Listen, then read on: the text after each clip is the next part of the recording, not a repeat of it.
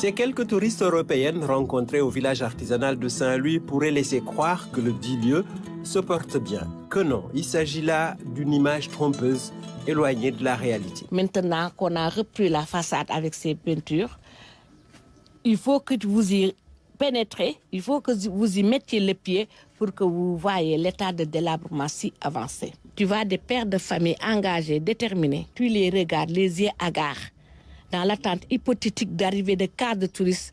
Beaucoup d'artisans apparaissent au soleil pendant que les jours passent. La situation n'est vraiment pas reluisante et le village ne s'est pas entièrement remis de l'épisode Covid. Ça se porte très mal par rapport à l'artisanat d'art. Si on parle de l'artisanat, c'est très vaste. C'est plus d'une centaine de corps de métier. Mais l'artisanat d'art, il n'y a pas d'aide de l'État, il y a d'aide de quiconque. Il n'y a pas de financement, il n'y a pas de soutien, il n'y a pas de formation. Les rares clients qui franchissent l'enceinte ferment les yeux sur le décor de désolation et repartent avec quelques souvenirs. Ça, comme un cadeau pour ma famille et mes amis.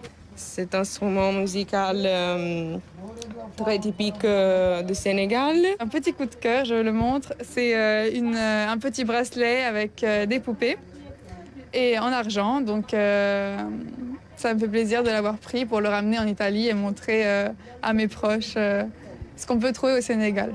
J'aime beaucoup être ici parce que même les négociants sont très, ils font de la teranga, donc ils nous accueillent dans leur magasin et ils nous montrent, ils sont disponibles à nous aider dans le choix. Les artisans de la cité de Mamkoumba ont pourtant du talent. Ils produisent de belles œuvres malgré des conditions d'accueil difficiles. Man li ma fiy dund moom mooy sama matériel day yàqu toujours vraiment te bi ñu diggee dañuy defar fii ba tey dafa yàgg presque ay 4 ans man maa ngi am ay turu bët yi mu yàq. Des projets de démolition, de déménagement et de reconstruction, il y en a eu, mais autant en a emporté le vent. Ces cases non encore mises à la disposition des artisans font partie de ces nombreux projets de modernisation, mais beaucoup d'acteurs ne les trouvent pas adaptés à leurs besoins. On est toujours dans l'attente d'un village artisanal rénové, d'un village artisanal qui réponde aux réalités des artisans.